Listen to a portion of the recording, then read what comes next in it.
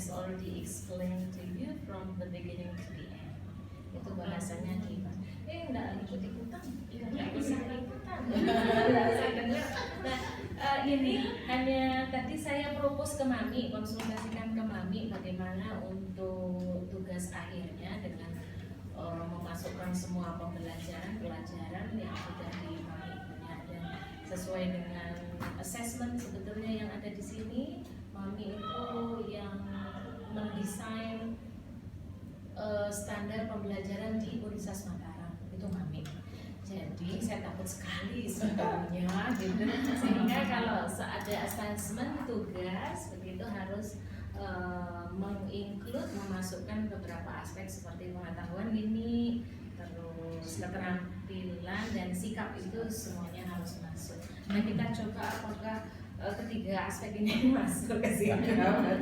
Saya hanya memberikan alternatif. Jadi ini alternatif besok. Jadi untuk ujian ini kalau Mami setuju, sebenarnya ngobrolnya belum selesai. Jadi diselesaikan di sini. Akhirnya nih penyelesaian obrolan antara saya dengan Mami kaitannya dengan tugasnya, lucu ya, tugas akhir tapi menyenangkan pasti. Ya. Ya. Terus itu jadi Bapak Ibu nanti ini saya propose dulu ya, juga. Ya. Kalau Mami setuju monggo kalau saya ketakutan ini. Iya. Jadi Bapak Ibu nanti kebanyakan penelitian tentang discourse in workplaces itu kebanyakan menggunakan metode etnografi.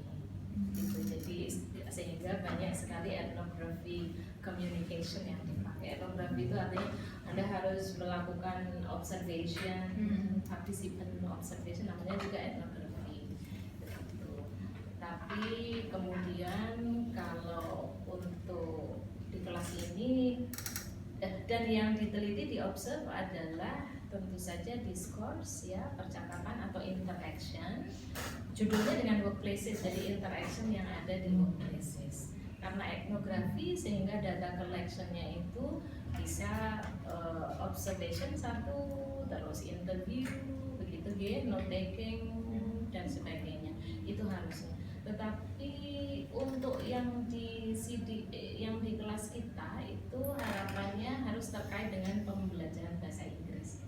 Jadi kalau workplace Anda masuk ke sini, yang dicatatkan yang keluar bahasa Indonesia semua tuh interaction, gitu. Nah, terkait dengan assessment tadi, sebetulnya di RPS sudah jelas. RPS kita ini yang sudah disetujui oleh Mami dan bapak-bapak pemangku kebijakan di LPMPP. RPS kami itu RPN-nya terakhirnya itu tugasnya adalah bahwa siswa itu mampu merancang atau mendesain effective communication yang kaitannya dengan workplaces. Jadi bagaimana sebuah komunikasi yang efektif begitu, Anda harus mendesainnya begitu sebetulnya. Jadi di situ ada sikapnya ya, paling tidak Anda tahu mana efektif apa enggak, mana baik apa enggak, yang sesuai untuk komunikasi yang efektif yang terterima itu seperti apa begitu kan. Berarti itu mungkin sikap masuk juga. Keterampilan bagaimana membuat bahasa-bahasa, interaction, the language gitu, kalau menyuruh yang sopan seperti apa dan sebagainya begitu. Tapi bahasa Inggris sekali lagi, jadi konteksnya, language-nya bahasa Inggris.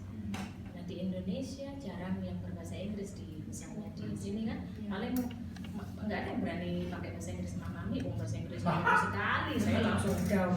Saya kan kalau nggak ada Mami saya pakai bahasa Inggris karena saya pede, tapi ada Mami tak pede lagi. Nah yang kasuistik semacam ini bahaya, nggak bisa Anda dapatkan gitu. Jadi Anda dengan artinya tugas ini terus Anda ke ini ngerekord terus apa yang terjadi dan sebagainya ditulis susah. Ini usul saja nih.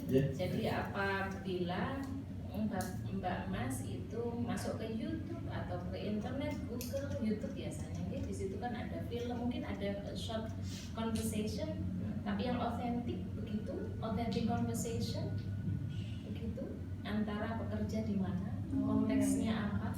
Jadi interaction in workplace, terserah workplace-nya, terserah di manapun berada begitu. Jadi bahasa-bahasanya pun dicatat dan sebagainya. Ketika menyatat apa saja yang terus bagaimana caranya ya. Nah, sehingga tugasnya adalah seperti ini, ketika kita bisa menggunakan